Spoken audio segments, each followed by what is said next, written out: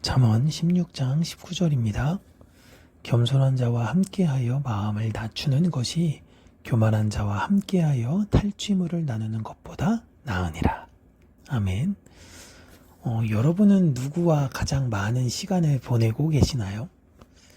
누구와 친하게 지내는지, 누구와 함께 밥을 먹는지, 누구와 이야기를 나누는지를 보면 그 사람의 모습을 어느 정도 알 수 있습니다. 물론 가족은 좀 다른 그런 것이고 그 사람을 통해서 그 가족을 유추할 수도 있기는 하죠.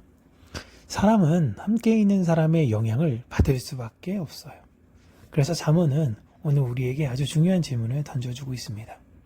너는 누구와 함께하고 있느냐? 어찌 보면 너는 누구와 함께하고 싶어 하느냐라는 겁니다. 오늘 말씀은 두 종류의 사람을 비교하고 있습니다. 한 사람은 겸손한 사람이고 한 사람은 교만한 사람이에요. 당연히 사람들은 겸손한 사람들과 함께하고 싶어 하지 않을까요? 그런데 성경에서 말하는 교만함, 겸손함, 특히 교만함은 잘난 척하고 뻐기고 그런 외형적인 것을 말하는 것이 아니라 하나님 없이도 이 세상의 잘됨을 증명하려고 애쓰고 그렇게 노력하는 사람들을 말하는 것입니다. 그리고 겸손은 내가 돈이 얼마가 있든 없든 인기나 지위가 어떻든 이것이 내 것이 아님을 인지하고 하나님 뜻에 맞게 다른 이들을 배려하고 섬기면서 살려는 모습을 말하는 거예요. 이런 나의 지향점은 내가 누구를 만나는지로 보여지게 되죠. 사람은 혼자 사는 거다 라고 이야기하고 어차피 인생은 다 혼자 사는 거 아닙니까? 라고 이야기하지만 실제 주변의 사람들의 영향을 많이 받습니다. 그래서 가족의 영향이 굉장히 절대적인 거고 중요하죠. 그 뒤로는 학교에서 친구의 영향, 그 이후로는 사회에 나가서 다른 사람들과의 영향이긴 한데 어렸을 때부터에 있었던 영향이 굉장히 중요합니다. 그 영향력들이 잘 축적돼서 결국엔 마지막에 어떠한 사람들을 고르게 되는 경우가 많아요. 그러니까 내가 함께하는 사람들은 사실 나도 모르게 그들을 고르게 되는 것이고 그들과 함께 계속 있다 보면 나도 모르게 그들과 함께 계속적으로 동화되어져 가게 되는 것입니다. 교만한 사람들과 계속 함께하면 나도 모르게 교만을 배우게 되고 겸손한 사람과 함께하면 자신의 마음을 낮추게 되는 것을 배우게 되는 거예요. 그래서 어려서부터 계속 좋은 공동체, 좋은 친구를 부모들은 사귀게 하려고 하는 것입니다. 그렇다고 해서 잠언의 이 내용이 단순히 좋은 친구를 사귀어야 된다라고 말하는 것이 아닙니다. 누구와 함께하느냐가 너의 마음을 만들어간다라는 이 세상의 논리.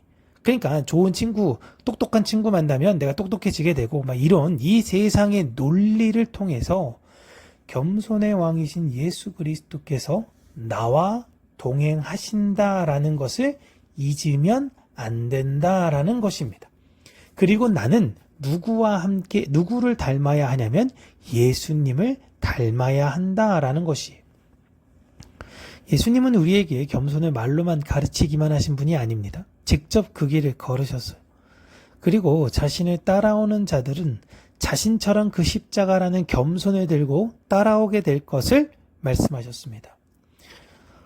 그렇게 예수 그리스도께서 주신 십자가를 들고 걸어가는 사람들은 십자가를 들기 이전에는 내가 어떻게 하면 높아질까라는 것을 생각했다면 이제는 예수님이라면 어떻게 하실까를 생각하게 되고 예전에는 내가 왜 굳이 손해봐야 되지? 라고 나중심적으로 생각을 했다면 이제는 예수님께서 나를 위해 무엇을 포기하셨는가를 생각하게 돼서 다른 사람들을 위해서 내가 무엇을 기꺼이 포기하는 것인지를 생각하게 된다라는 것입니다.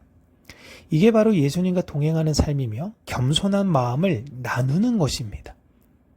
그런데 오늘 말씀을 보면 굉장히 흥미로운 게요. 교만한 사람과 함께하면 탈취물을 나눌 수 있다라고 이야기해요. 이 말은 교만한 자들과 함께할 때 무언가 얻을 것이 있다는 의미입니다. 그게 돈에 관련된 정보일 수 있고요. 그들과 함께하면 인기나 승진을 하게 될 수도 있어요. 이 세상에 부러워할 만한 것들을 교만한 자들과 함께할 때 얻을 수 있습니다. 그런데 하나님께서 분명히 말씀하세요. 그것보다 겸손한 사람들과 함께하며 마음을 낮추는 것이 훨씬 낫다. 여기서 훨씬 낫다라는 게 차원이 다르게 중요하다라는 거죠. 세상 사람들이 왜 이렇게 돈을 열심히 벌려고 애쓰냐면 미래에 대한 불확실성 때문이잖아요.